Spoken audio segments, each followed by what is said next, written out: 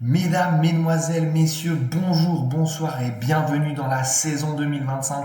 Cette semaine, nous parlons des Kansas City Chiefs, cette équipe qui a dominé, qui a survolé les débats pendant de si nombreuses années. Eh bien, en 2025, ils se sont encoublés. Je parle avec un petit peu trop d'enthousiasme, désolé encore une fois aux fans des Chiefs, mais restez avec nous. Le bilan pour cette équipe, 6 victoires pour 11 défaites, une seule victoire en division, ça s'est passé en semaine 7 face aux Raiders de Las Vegas, ce qui les a amenés à la troisième place de la AFC West de leur division. Les points positifs, ils n'ont encaissé que 19,3 points par match, ce qui les positionne en top 6 dans cette catégorie. 5 victoires pour 3 défaites après 8 semaines. Les Chiefs avaient bien commencé leur saison. 3-3 après 6 semaines, 5-3 après 8 semaines. On va voir que ça ne s'est pas fini comme prévu. Qui est sorti du lot? Eh bien, ce sont des noms que vous connaissez bien sûr si vous suivez un petit peu la NFL et si vous découvrez ce sport, ce monde, eh bien, ce sont des grands noms du football américain puisque Patrick Mahomes, avant de se blesser, on y reviendra, 3587 yards, 22 touchdowns, 11 interceptions.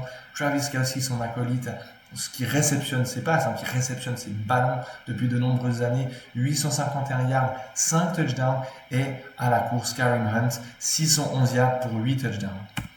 Les éléments négatifs, la blessure de Patrick Mahomes, bien sûr, il s'est fait les ligaments croisés du genou en semaine 15, qui a semé le doute, semé le trouble dans tout le vestiaire, dans toute l'organisation. Comment espérer faire quelque chose de positif en fin de saison sans notre leader, sans le leader invétéré, sans la coqueluche de l'équipe?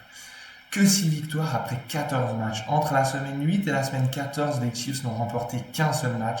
C'est trop peu. Il n'y a pas de quoi construire une confiance, faire germer en soi vraiment un esprit de victoire. Et bien sûr, le jeu de passe a perdu en efficacité en 2025. Je pense notamment à la profondeur des passes. Patrick Mahomes ne peut plus aller dans la profondeur, en tout cas n'a pas pu le faire en 2025 comme il pouvait le faire avec Tyreek Hill pendant de nombreuses années. Il pouvait à n'importe quel moment se passer quelque chose à Kansas City, traverser le terrain en entier en une seule action. C'était quelque chose de fréquent et bien ça on le retrouve plus forcément avec des joueurs comme Hollywood Brown ou d'autres receveurs qui ont de la peine à élever leur niveau de jeu dans cette franchise. Que dire du futur? Eh bien, Patrick Mahomes sera-t-il de retour en semaine 1? Ça va vraiment avoir un impact sur le début de saison des Chiefs.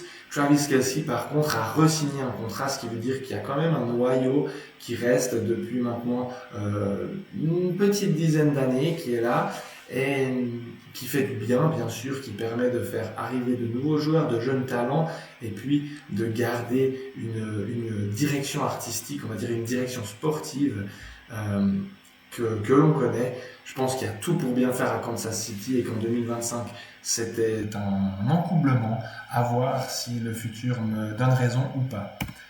La saison 2025, c'est tous les mercredis à 17h, du mois de février au mois de septembre. Merci pour votre soutien, merci pour votre attention. N'hésitez pas à laisser des commentaires, des remarques, des suggestions sous cette vidéo ou sous les autres. Je me ferai un plaisir de les lire. Je vous dis à la semaine prochaine. Prenez soin de vous. Ciao, ciao.